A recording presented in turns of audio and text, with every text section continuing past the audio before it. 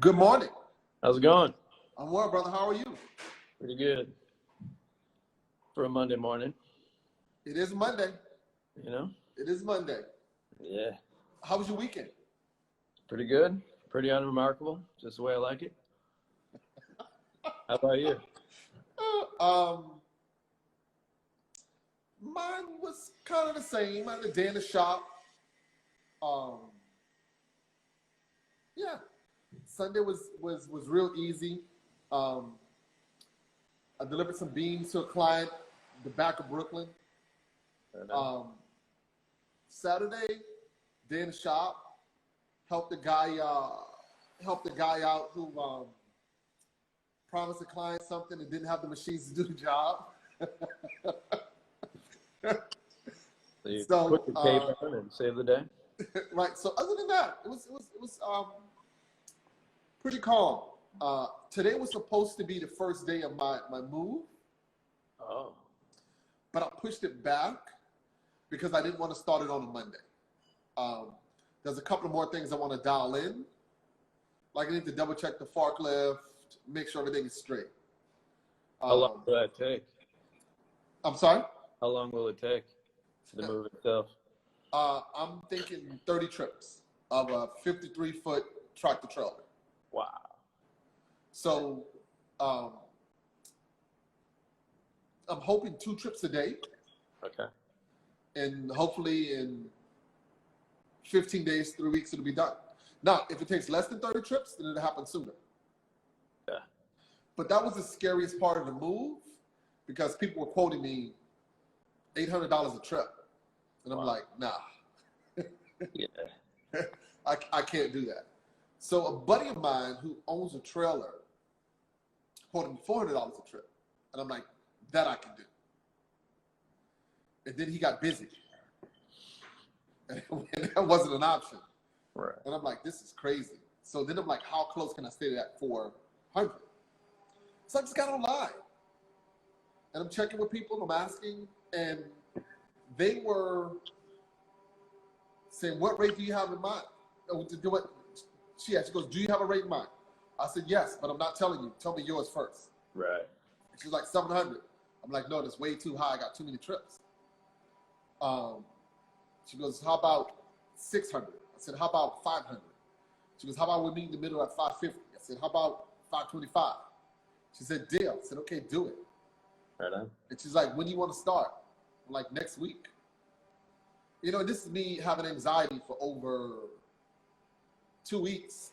No sleep, Yeah. trying to figure out how the heck I'm going to do this. Yeah. Are you gonna stay running? Keep operating? That's the idea. I can't afford not to. Right. I hear it. Right. Yeah. That's the dilemma because I can't afford to shut down because I need the revenue to move. Right. And you know that's the big part because it all have to happen simultaneously. Yeah. And that's more expensive. At least you're making all this big money from these interviews, though, right? So this should be good. Right. So this better be good. Right. So yeah, so it's a lot, man. Sounds like a lot. Yeah. Well, it'll be worth it, I'm sure. Yes, it is because immediately I save $2,500 a month. Oh, right on. Well, yeah, that's a lot of trips. Yeah. So as soon as I move, my rent goes from $5,000 to $2,500. Oh, right on. How far? What's the distance? 62 miles, 63 miles. Okay. It's a much bigger, better place. It's built for me to do what I'm doing. Okay. The last yard wasn't.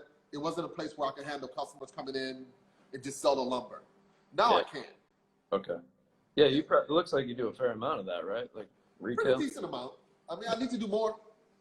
Right. Go figure. Yeah. All right, so tell us your name. Give us a small introduction, short. We get into the questions. All right. And then we'll talk about your journey, your process. Right on. Adam. My name's Adam Rogers. I am a furniture designer, but also a maker, and I live in Portland, Maine. Okay. Originally from Detroit area, but I've been in Maine almost 10 years now. So. All right. Okay. All right. So let's get started. Cool. If you had the opportunity to, would you go to the moon? Yeah, I think so. Why not? Huh? I'm not sure why either, but yeah, why not? What word or phrase do you overuse? Probably something like right on, or yeah, right on, probably. Cool. All right. Yeah. What is your least favorite thing to do? My least favorite thing to do. Probably nothing, right? To do nothing. Yeah. Yes, yeah. Yeah, I guess. I, I'm I sure would you can agree with you. relate. Yeah, In its true essence, yeah, to do nothing is not good. that's right. What's your most favorite thing to do? I have so many things I like to do, but probably just my normal routine, just daily rituals. That's Okay.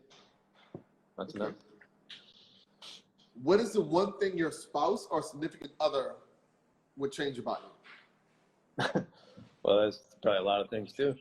I don't know. I have a tendency, I think I can be cynical. So should probably pull back on my cynicism a bit. Right. Yeah. What makes you tick? I think it's a passion for the work, man. It's what gets me up, what gets me in here. It's, I guess, what establishes that ritual. So, yeah, it's about the work for me. Okay. What irks you the most? Well, it's 2020, right? So there's that and all of its factors. Yeah, pick one, right? But yeah, probably people who are unwilling to double down and, I guess, be better and understand opposing views. Let's go with that. Yeah, I'm with you. We as Americans need to be, or as the world, need to be a little more patient with opposition. Right, exactly. Whatever that is. Yeah, and that's all it is. It's just a different view. Yeah, yeah. What sound makes you happiest? Sound. Probably the sound in the background I hear from you. Or maybe Sander. Yeah, right. Music is always good in the background. Helps productivity, I believe. Yeah. Right. What sound bothers you besides that sound in the background? Usually a good sound. Yeah, I don't know. Probably something going wrong in the shop, right? I think we're all attuned to that, whether it's a kickback or something, but you hear it, right? Yeah. And as we talked about, for me, if there's no sound in the shop, it bothers me. Yeah, right on. I get that. There's that. Yeah. It's pretty quiet here, by the way. What profession other than your own would you like to try? I think about this a lot. Probably something that was maybe more directly impactful. I've taught a little bit, so I think that leverages my skill set in the field, and I think has, some impact and can inform, good in the world, but maybe something more directly, maybe sounds cheesy, but something more humanitarian, maybe. Yeah. Okay. What would you like on your tombstone? I don't know. Maybe an all right guy who tried to be an even better guy. Okay. And made some cool stuff. Yes. Most important. Yeah, yeah. What is it about your personality that drives your business? Yeah, it's probably just the commitment to the work, I guess. I've designed my life in such a way that it's really all about that. Don't really have I don't have children and that sort of thing. It's really a dedication to it happens to be my passion, but I think it informs, the work and hopefully the result. So, yeah. Right. What is it about your personality that hinders your business? Probably the same thing. It's never, if I make a buck and am quote unquote successful, it's just a happy consequence of doing what I just described, what I love, and making the products worthwhile and of a good quality. So it doesn't always translate to success in business terms, right? Right. So, yeah. Yeah. Who would you travel cross country with on a motorcycle?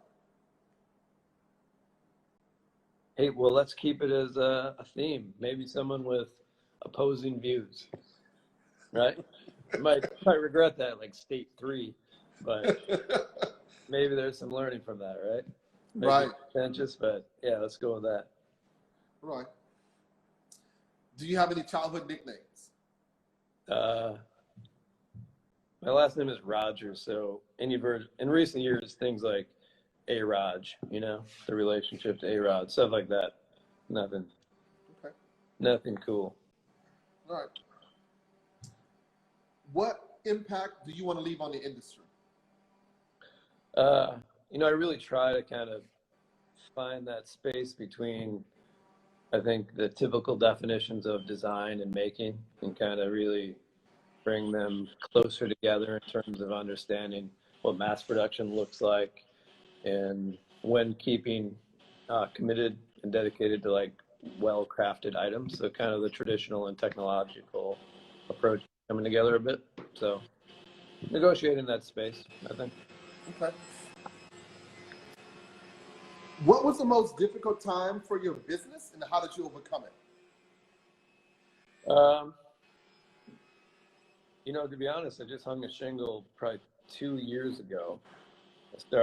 I left full-time employment to focus on this, and so far it's been pretty good. I'm sure I speak for everyone when I say there's times that I do things that are less than ideal, but I haven't, knock on wood,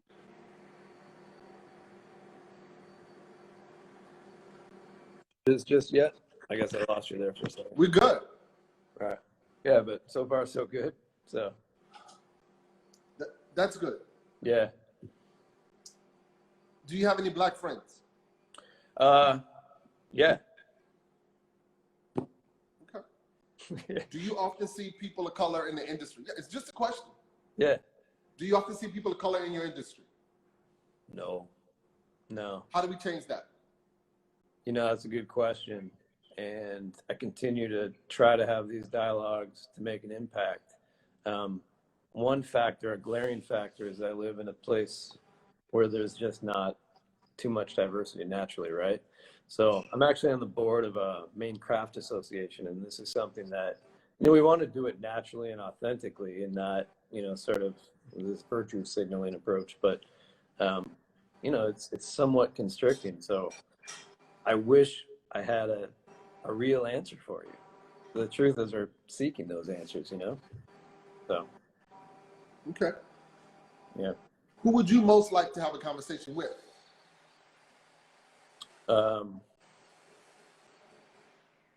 Maybe, oh man, dead or alive, does it matter? Give me both. How about somebody like Obama? And Okay, 1 second. yeah. What would you want to talk to? Okay, is it Barack or Michelle? Oh, I was thinking Barack, but let's go Michelle. Might even be. What would you talk to her about? Maybe these things, right? Like, I don't have the answers, and to get someone's perspective who has been, you know, to be honest, I'm mostly a furniture maker, right? But I'm also a dude, and I live on this planet, and I want to make a change. So how? I don't know. I'm just kind of working through that, like Right. so many of us. So to get somebody who's, I think, been more dedicated to the endeavor for longer, right? At a scale with the exposure that someone like me just doesn't have. I know they don't have the answers either, but that's just kind of the thing, to get a broader perspective, maybe, you know? Right. Yeah, I mean, I think they're both are very intelligent. I just think that she's probably the smarter of the two. Yeah, right on. I can see that. Might be more forthcoming, right? Right. Right. Okay, so that's enough for the questions. Yeah. The floor is yours. All right. So what we like to talk about, find out, is your journey. Yeah. I guess from high school to where you are now. From high school to where I am now. So I followed a somewhat conventional path from high school to college, in that I was pretty certain what I wanted to do. I wanted to be an architect. You know, I was always interested in practical applications of academics, but also art. So architecture made sense. And it's a real job that you've heard of when you're 17 or 18, right? So I went to architecture school. Where'd you go? I went in Detroit, a place called Lawrence Tech. It's a small school, like 2,000 people. Then I graduated and I moved to Cincinnati, Ohio, and worked for a huge architecture firm. At the time, it was one of the biggest in the world, if not the biggest. It's AECOM now. And I worked on huge projects. Thought, I was 24 or something like that, 23, 20 to 27, about those ages, thinking I was living my dream. But ultimately, working in a skyscraper with a cubicle type of lifestyle. So I always kind of yearned for that, admittedly more romantic lifestyle. I'm a sucker for the Nakashima black and white photos, and just kind of always, had that book in the corner of the desk type of thing. So, but how do you make that leap? I didn't know, but as I got a little older and more committed to that idea, as romantic as it was, I just started exploring ways to transition, and ultimately went back to school when I was 27, 28 maybe, and I got a master's degree in woodworking. Okay, now, so let's dig into that a little bit. So you're an architect. Yeah. You don't have any kids. You're living in Detroit? Cincinnati at this point. Cincinnati. Yep. And you decide to go to furniture making school? Yeah. It sounds like a big leap, right? Yeah. So student loans, did you work while you do it? How is one 27 with a career decide, you know what, I'm going to go back to school? Right. Yeah. So one of the things, practically speaking, I committed to when I had a corporate job. When I started to think about going back to school, I had a lot of student loans from undergrad. So I just did my best to pay them off while I was working, so that I could basically start over and reaccumulate all the loans. But the good thing was, man, I was going to be a furniture maker. So paying off the loans from grad school, no problem, right? Right. I didn't really work that part out, but that's what I did. Yeah, so I was in good shape when I went back to school, but, semester one and 5 or 6 Lee Nielsen hand planes later, I was, back in a hole. But it was, to be honest, it was the roughest financially. It's the hardest few years of myself and my wife's life by far, but also the happiest times of our life. And we reference that a lot now in making life decisions, because luckily I learned quickly that all the happiness that I thought was on the other side, the grass was in fact greener, and I haven't regretted it for a second since. So how many years were you in school? I went back to school, and because I didn't have any woodworking experience whatsoever, it's a 2-year program for a master's. It was at RIT in Rochester, New York. But because I didn't have any experience, they accepted me with a contingency that I would do 1 year of just woodworking. So I was 28, and I was in the class with all the sophomores in the program, and we couldn't touch machines for the whole semester. It was all hand tools and plane sharpening and all that stuff, flattening boards, So that was an additional full year of just craft education, like hand tool stuff. So, but I was thrilled, Right. But I That's had what to you pay wanted to do. for it. Yeah. So that was 2 years. It was total of 3 years. 3 years. Yeah. 2 years on the record. Yeah, exactly. Right. One remedial year. Yeah, exactly. Exactly. So you're 32? I was 31. 31. Now what? Yeah. So I got a job because I had to, and there's a company called Thomas Moser, the big wood manufacturer out here in Maine with showrooms around the country, and I literally I found the job on Craigslist at the time, and we had come to Maine a few times on vacation, and Portland, Maine was always one of those random little cities that we thought would be cool to live maybe, but more as a daydream, And so this job was on the radar. So long story short, I got the job and we ultimately moved here. And eventually, not immediately, but eventually my wife got a good job too. She's an architect. And it just, yeah, it kind of became home. So I worked there for about 7 years. I worked there. So what'd you do there? I was hired to do custom design. So I worked within the engineering department, and I worked with showroom staff and also customers to work through, you know, doing whatever they wanted, basically. But the benefit of it, in hindsight, was that able to really, because I had to cost everything, right? Like, so I really learned the practical side of the business, manufacturing, cost models and stuff. So I grew an appreciation for the processes of the plant floor, as well as the associated cost, the business side of things. So it was really good first. I did that for about a year or so, and I really learned kind of the grassroots approach to that stuff. So that's gonna stop in 2 seconds. No, When you're at Moser, were you thinking the plan was for you to always fly solo? it was always in the back of my mind, but there was also an opportunity there that I grew into where I eventually was the design director and designed all the new products. And that was actually a great time. We went through a transition in the company where the stated goal was to kind of rebrand and, recalibrate the target market to get a younger audience, that whole endeavor. And I think we started to have some success in that space, and that was interesting to me. And I probably would have done that long term, but like anything, the business goals change, and it's just started to.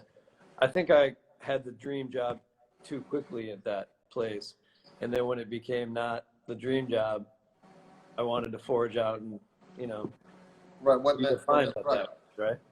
So yeah.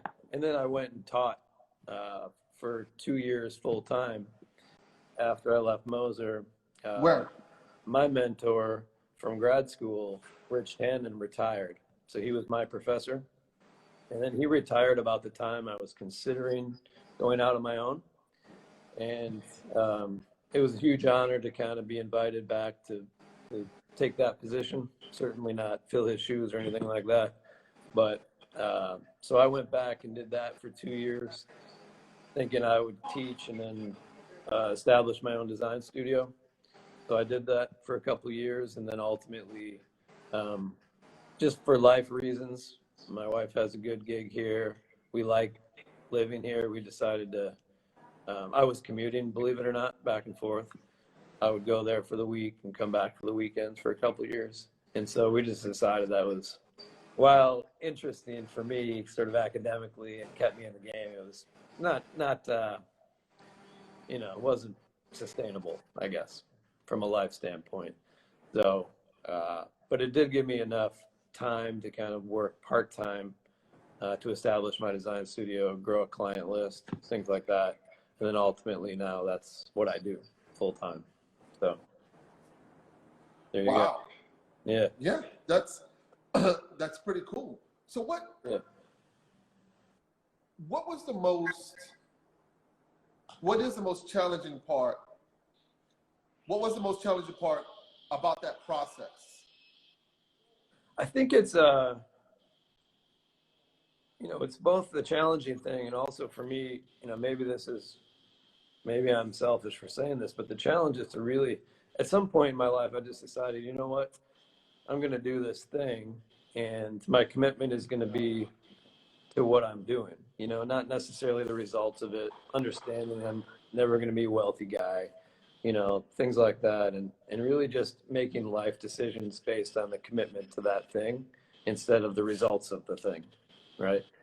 So I think for me, the transition from a good job in architecture, nice corporate situation, to kind of a less predictable future but a passion for the work. That was it. That was my path. And so staying that course is a challenge, and making decisions that are consistent with that commitment. It takes some confidence and trust and faith. So Right.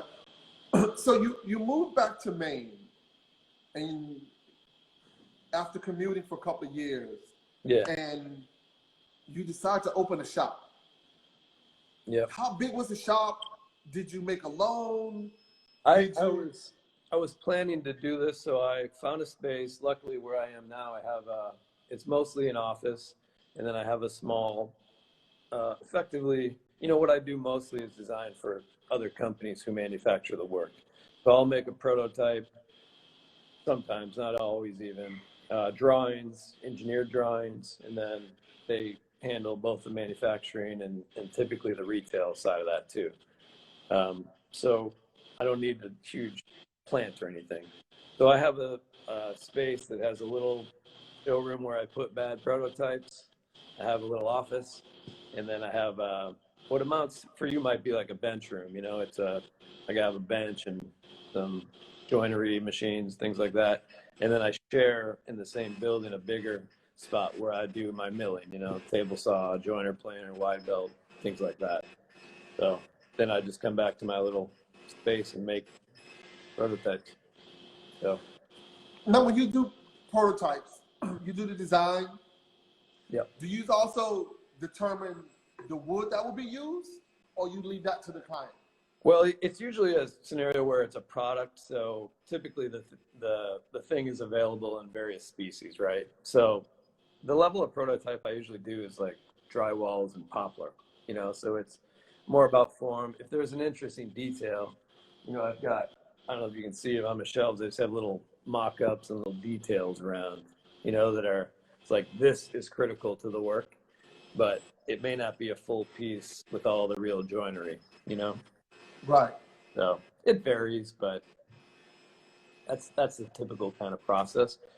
So I didn't have a lot of upfront costs. The machines I had for the most part, like any of us, just slowly accumulating and had them in various relatives' garages and things like that. And then yeah, Backyards, outside. yeah, You whatever, get right? machines from anywhere. Yeah, exactly. So, and I have a little shop in my house too that over the years, I've accumulated stuff like so many of us. So Do you often travel for your business I did before. Yeah, before COVID? yeah, right. Sorry. Before COVID. Yeah, a lot of, and it's something is worth mentioning. So before, part of my job, a big part of my relationships became where I would design a product, and then I would find a shop that was appropriate to produce that based on, Being where we are and who we're talking to, that's very important. okay, yeah, right. So, and that's the challenge, right? So, and also it became an opportunity for me because I recently just started a new business venture that addresses this. But what I would do is I would design a product for a company, and depending on, things like volume projections, sort of level of quality, certainly cost goals, I would, just based on the last 10 years of my life, I have relationships with various manufacturers throughout the country. And some are, small independent makers, make really high quality but expensive work. And then some are mass production focused shops that do pretty good quality, but the name of the game is volume and cost, right? So, and then everything in between. So I became an important part of, I think, my business, is that I could offer that. I said, I can deliver you a prototype at the time, but I can also, find a shop that's going to make it for you. Right? So that was important. And then just, I guess, about this time last year, I started to realize, I'm sure this is a challenge everybody faces. There were plenty of shops that could make 100 chairs for a low cost, and there was plenty of shops that could make 2 chairs for a really high cost. What was trickier was the space in between. You want the quality, but you also want the cost. So, and you want to be able to, actually get the work done. So a couple former colleagues, one I went to school with, and then another, we all worked together at Moser, decided to start a small shop focused just in that space in between.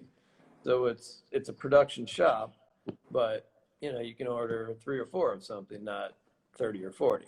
So we have 4 people, and we're really trying to be efficient by leveraging our supply chain, so outsourcing components, turning, steam bending, machine parts, that kind of thing, but offering that as a service. So that has been pretty good so far. Stayed pretty busy, maybe too busy at the moment, but good problem to have. Too busy at this moment is good. Yeah, right. Yeah. Yeah, that's relative. But too busy right now is good. Right. So that's your new venture that you talked about. Yeah, so it's a new company called Square Manufacturing Company, and we rented a new shop. My studio's in Portland, and then this shop is outside of Portland. It's much cheaper, a lot more space available, and I know. Right, same game, right? We don't have 53-foot trucks of equipment or anything, but not yet. No. So yeah, we're like 5,000 square feet. It's pretty quaint, but perfect for now. So. Yeah. So what's the ultimate goal with this new shop, this new venture? It is to offer the service to people like me, I think, who, I know several people, I'm sure you do too, whose interest is design and prototyping and really kind of nailing the piece, right? But I'll make a distinction between a piece and a product. So while it may be really interesting for someone to labor over getting a piece just right, they may not want to make that same piece ongoing for the next 10 or 20 years. So where we would like to step in, and what's actually really interesting, is to make that thing just as they want, but kind of be the folks that are making the product out of the piece, so they can focus on the next piece, right? So smaller designer makers, working with them and kind of helping them build a business. Now, when you talk about smaller designer makers, yeah, does it matter to you where they're located in the country? Like, would you use someone that was in California or Oregon or? Yeah, we would. I guess the obstacle there would be the shipping, right? We've been working with a couple people in the city in New York there, and while our costs are competitive, we have to factor that in. We can't just drive it over. So it's, it starts to be part of the conversation with volume. Maybe if there's a few more chairs, it absorbs the shipping cost, that sort of thing. It's a factor for sure, because we're kind of hung out there, up here, end of the road, as it were. Right. In this new venture, so would you not take a 100-chair job? Is it more about the small amount for the quality, or is 100 too much to control? We would do that and have done that, but in that case, we outsource it, right? So that's kind of part of this. It's as much a service as anything. We would, when appropriate, we want our hands on it to produce it. We'll own the quality no matter what. But in a case, we have this big install right now. It's actually closer to 300 chairs. I have a shop who's making them. And then, originally we're going to have them make the parts. We'd assemble them, but it just didn't make much sense from a backlog standpoint. So ultimately we just outsource the whole job, and then we'll install it. So that's a trusted situation. I wouldn't do that with the shop I wasn't familiar with. But yeah, so from the service standpoint, no job is too big or small. It's just finding the appropriate solution would dictate where it is made, right? Correct. Yeah, so that's kind of the business model is. Yes. With a commitment to quality and all that. Yeah, you spoke earlier about mass production. Yeah. And details. Mm-hmm. So how do you soundly or perfect that? It's definitely a work in progress, but I think it's one of the most important factors is the familiarity with the capabilities of the ultimate place of manufacture, right? So if it's a mass-produced, say, dining chair, but there's a really nice detail on the crest, I want to make sure that the shop can perfect that detail, whether they have a robot that'll do it or a woman in the fourth aisle that can do it. And so visiting those shops and really kind of laboring over those details and gaining a level of trust, I think, is important. But first off, it's like, are they capable of delivering it? And then me kind of holding them accountable for it, So, and there's, certainly over the years, there's shops that you learn are better for certain solutions than others in terms of quality. Maybe, dining tables is their wheelhouse, but maybe a steam vent dining chair, not so much, That's correct. So, but where do you source your materials from? we get raw lumber from, there's a couple suppliers here, Northland, Highland, but most of the material itself comes from the Allegheny Plateau. From where? The Allegheny Plateau, Pennsylvania. Okay. Yeah, that's where the hardwood's coming from mostly. Some of the walnut, maybe the southeast, but most of the cherry, more domestic available species. And the transport with that does not get expensive? It does, but there's a couple of warehouses, out here, Massachusetts, New Hampshire. So there's enough shops around this area where, they're bringing a decent amount up this way. So it's not terrible. That's good. Yeah. What would be an ideal project for you with your new venture? Working with, I guess probably emerging sort of designer makers, and that's a term that I don't know if it's hip or whatever, but you know what I mean, that people who are developing a product line, and so we could work with them to, when I talk about this balance between manufacturing and craft, or design and craft, or however you want to slice that one, help them make decisions in the design process that are sympathetic to how it will be manufactured. Certainly willing to bend the manufacturing around the design, but if there was a way to, make decisions through the design process, it would be more efficient without compromising the design intent or quality.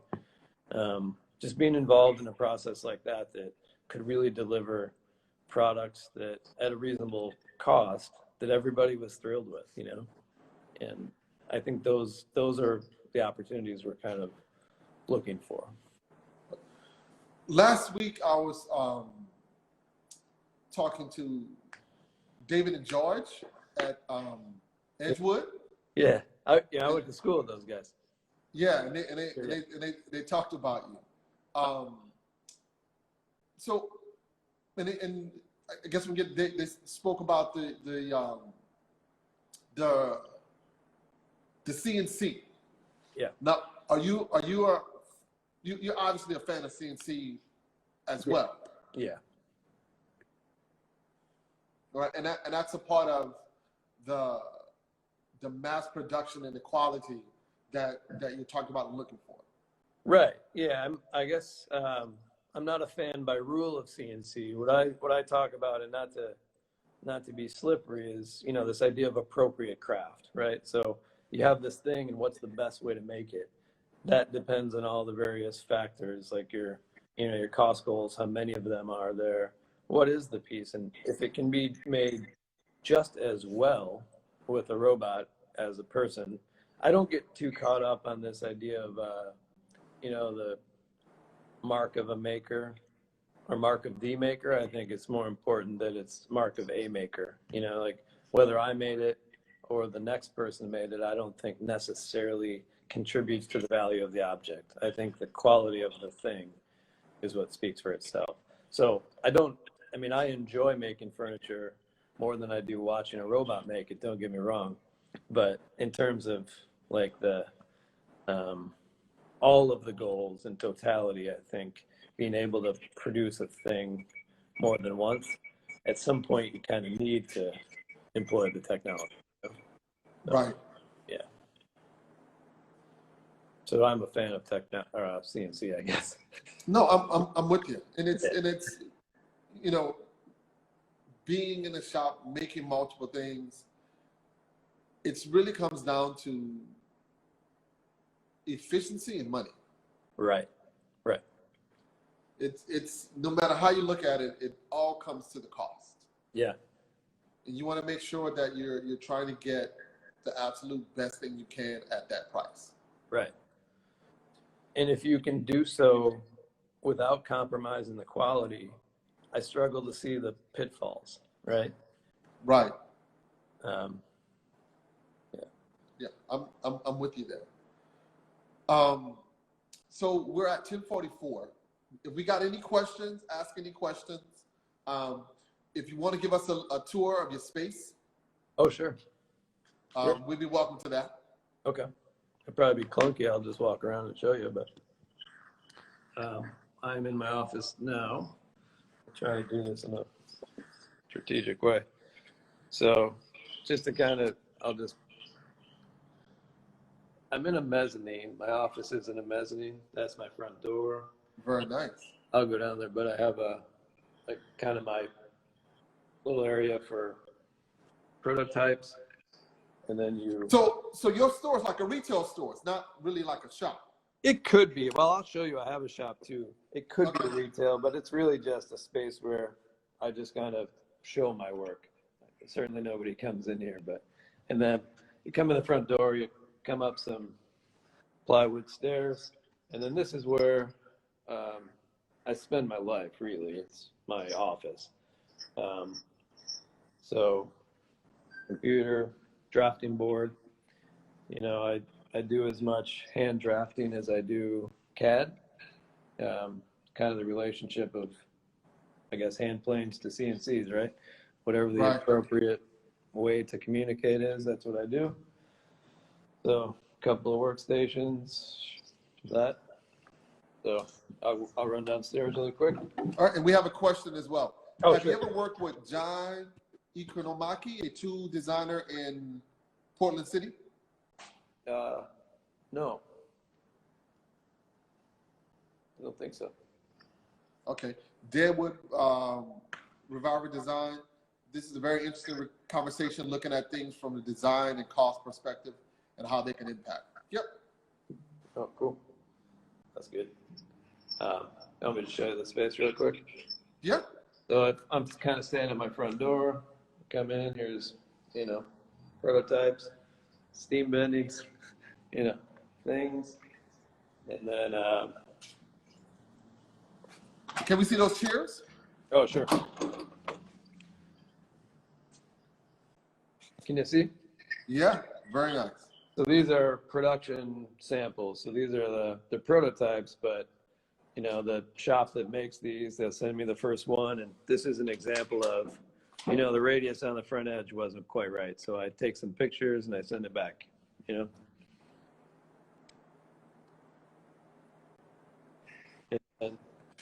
this is just my little PJ, prototype shop. Nice. So, PJ Bowser wants to know, how does Adam keep Yeah. sawdust out of his beard? oh, Okay, wait a second. funny. Can we take a slow look at those walls? The tool racks? yeah, Yeah, yeah. very nice. Can you see it? Yep, got it.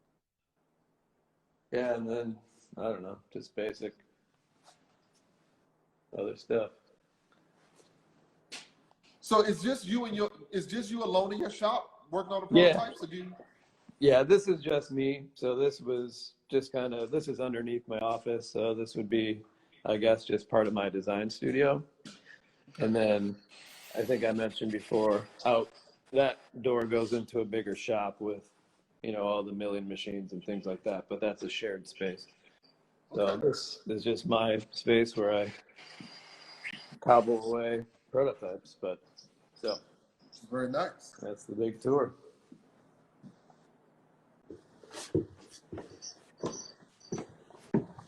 And Peter Basil, who asked that hilarious question, is one of the my partners at Square Manufacturing Company. Trying to rattle me, you know? I don't know why he's not working. Right. Right. But I guess that's what he's saying too, right? Right. Yeah. So what's next? What's your immediate goals? What's the thing you want to tackle next? Honestly, it's just more of the same. This venture with Peter and Square Manufacturing. I want to continue to have my design studio and do my thing here, but you know, it's again going to that idea of balancing design. I love spending my time here in my office designing, but working with friends on an endeavor, but also, you know, actually making things and getting sawdust in my beard.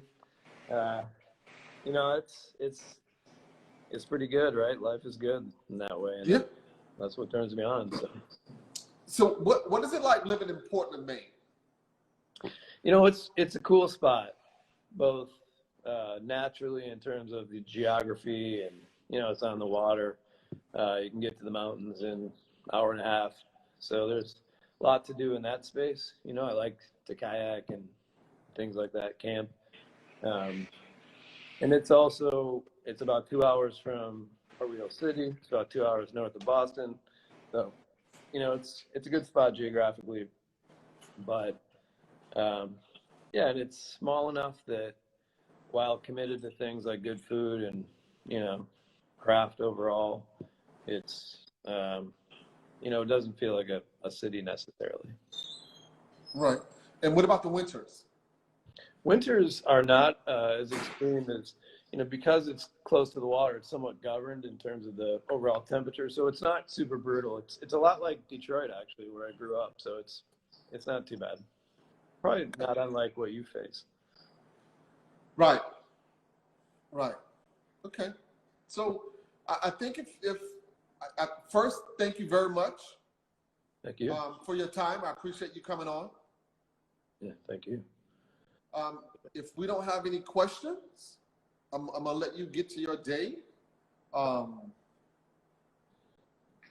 Yeah, no, thanks for having me on, and also thanks for doing what you're doing. I know it's a lot of time, but I think we all benefit from learning a little bit from each other, and Yeah. you know. Yeah. That was kind of the purpose, is to have a few moments, talk to someone, and get the idea on how they got to where they are. Right. Yeah, I don't think there's a straight line for any of us, right? It's not. Yeah. The only thing that's the common denominator is the will. Yeah, right. The hustle. Right. Yeah. That we all share. Yeah.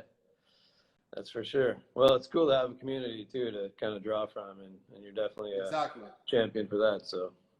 Yep. Thanks. All right. Thank you, brother. I appreciate it. Cool. Thank you. All right. And best of luck to you. And to 6 p.m., we have William Roberts Miniatures. Right on. Yeah, I saw it. Those are sweet. I'll be watching. Yeah, pretty interesting man as well. Cool. All right, brother. Thank you. All right, man. Thanks a lot. Have a good one.